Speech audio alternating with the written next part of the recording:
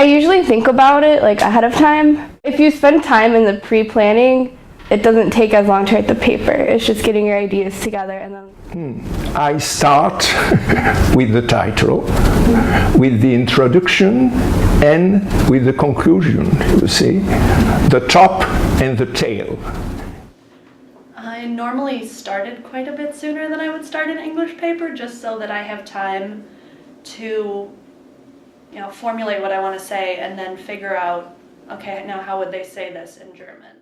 I find that the best strategy for me is to try to think in Russian directly. The only other specific approach I have is to try to free myself from the need to constantly look up words and find exactly the perfect word to fit my ideas. To have more time to edit, which is always very crucial, is the editing aspect.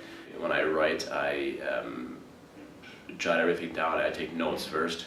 I take lots of notes, and I'll usually just put that into a Word document first. I'll write out phrases that I want to say and quotes and separate the phrases from the quotes in a certain way.